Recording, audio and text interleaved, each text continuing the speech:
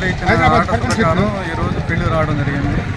వచ్చిన తర్వాత కూడా ఆ field findings opposite persons present ఎవరైతే అర్జీ పెట్టినారో హైకోర్టుకి పెట్టినారో వాళ్ళ దీని ప్రకారం వాళ్ళ ఏదైతే ఉందో వాళ్ళ హద్దుల ప్రకారం వాళ్ళు చూపించారు. 87 సెంట్లు అలానే 11 సెంట్లు హద్దులు చూపించారు.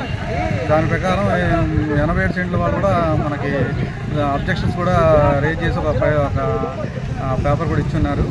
దాని ప్రకారం ఏదైతే ఉందో ఫీల్డ్కి సంబంధించిన వివరాలు కానీ వాళ్ళ అర్జీ అడిగిన వివరాలు కానీ ఏదైనా ఉంటే ఆఫీస్కి సబ్మిట్ చేసి ఎంఆర్ గారు రిపోర్ట్ ఇస్తుంది. అంటే హైకోర్టు ఆర్డర్ ఆదేశాల మేరకు మీరు హైకోర్టు ఆదేశాలు కోర్టులో ఇప్పుడు కోర్టులో నడుస్తుంది. ఈ వ్యవహారం అంతా కోర్టులో నడుస్తుంది.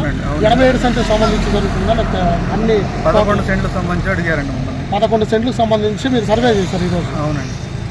గతంలో 18లో ఉంది కదా, దానిపైన మరి అది గొడవలేదు. మీరు ఈరోజు సార్ అర్జీదారుని పేరు సార్ అర్జీదారుని పేరు చింతల రత్నకుమార్.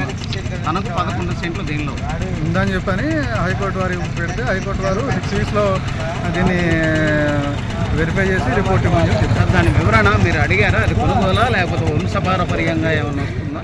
కొనుగోలు అని చెప్పారు. కొనుగోలు ఎవరమ్మారు సార్? సార్